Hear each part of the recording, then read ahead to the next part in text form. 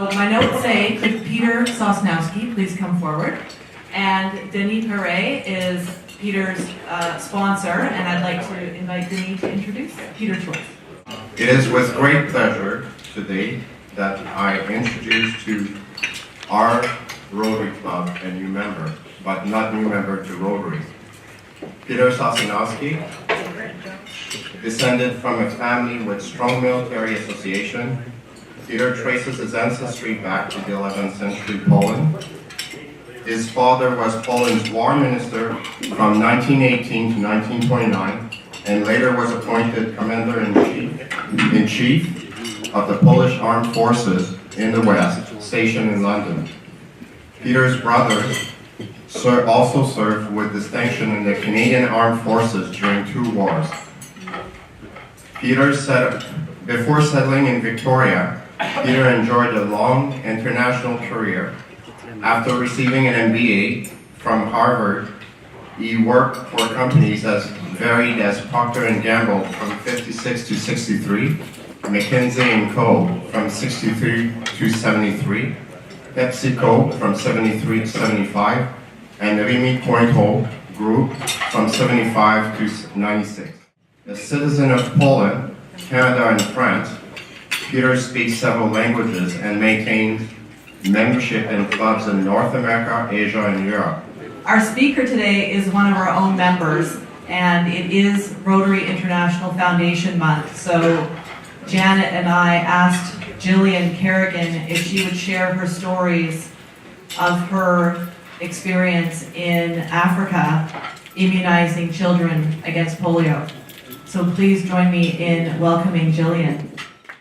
So today I'm going to take you to Ethiopia to experience what is known as an NID, or National Immunization Days. And while I'm talking, I ask that you watch the screen. It's much more interesting than watching me. And once I have finished talking, I would welcome questions. I have assembled some photos into a slideshow set to random, meaning the photos are not in any particular order. The photos I have selected will show a place and a way of life that is different from here. Through the photos, you will meet some of the men, women, and children of Ethiopia, as well as other Rotarians and Rotaractors.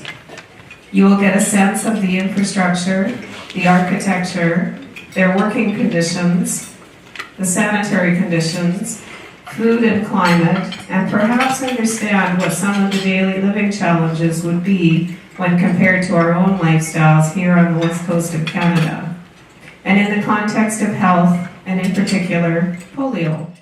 You will see Rotarians and Rotaractors with yellow vests walking through villages over 500 kilometers east of Addis Ababa near the Somalia border, going door to door to immunize children under the age of 5 years, paint their baby finger with black waterproof felt pen, and write in Amharic with chalk on the door of the home that those children under 5 years of age in that home have been immunized.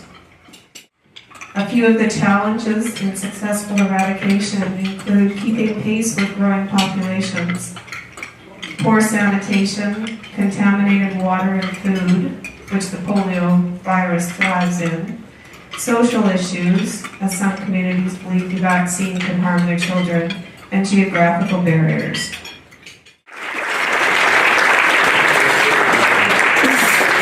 Jillian, that was just excellent, and I want to thank you so very much for starting off our Foundation Month. It is Foundation Month, and what a better way to start off Foundation Month than by actually telling a story of what Rotary International is about. So I'm just going to give you a little summary, just in case you are not aware of what Rotary International means.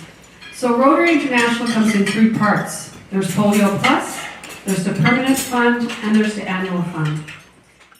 Locally and globally, let's do our best to make our world a better place. So on that note, I would like to do a presentation of Paul Harris.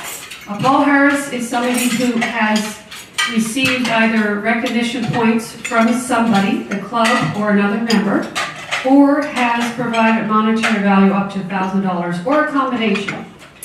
So each week this month, I will be presenting those people who've received their Paul Harris or their Paul Harris +1, +2, and so forth. So today, I would like to invite Alec McKenzie to please come forward for your Paul Harris Fellowship.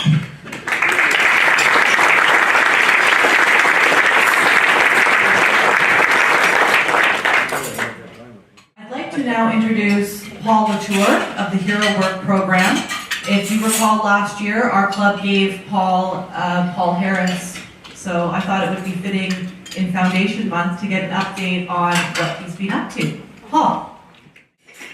Last year, it was a real honor for me to receive this award because your motto, service above self, is near and dear to my heart. That I believe that we're all here to follow a path that's maybe higher than ourselves, that's outside of the realm of who we think we are, the stories that we tell ourselves about who we are. And so it was about your tradition, who you're about, that I felt really honored to receive this.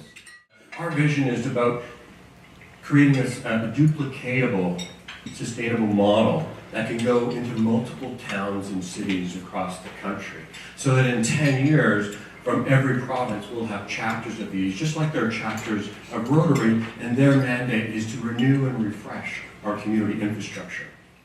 First of all, in BC, the recreational sector alone in BC has a $4 billion backlog of deferred work and maintenance. These are our community halls. The average age of a community hall in BC is 65 years old. These are our parks, our rec centers, these sorts of things. And I look forward to talking with more Rotarians afterwards, because Al is going to say something about me and this club in the future. Thank you so much. It's my great pleasure to introduce to you a person who's been here before. Grace Seabrook is the chairman of Scouts Canada Camp Barnard Committee.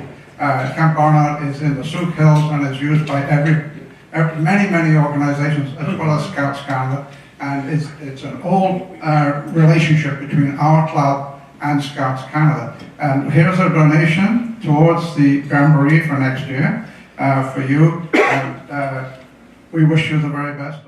So for the next 10 minutes, I'm going to talk to you about some new developments related to the car raffle. We have discovered a possibility of approaching and making an agreement with a major sponsor to help with the car raffle. And we could possibly get a contribution of up to $25,000, which would pay for the raffle car.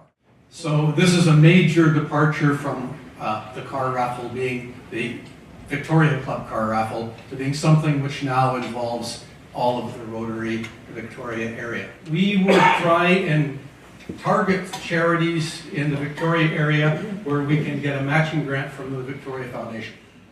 I'm really excited about this. I think it's a great idea, and I hope that we can make a huge impact next year with our car raffle. Thank you, President Ali. Well, most of you are aware by now that our board made a decision to change our name badges and modernize them a little bit. And there's no pins or clasps to tear your clothes apart. They're easy to put on. If you can't get the magnets apart, just twist them a bit. It works every time. If you have a really sensitive pacemaker, wear it on the other side. It's terrible when you put a mic into the hands of a preacher. I only want 25 minutes, that's all. And after that, I'll give the benediction. But so many of you here have been remembering me in thought.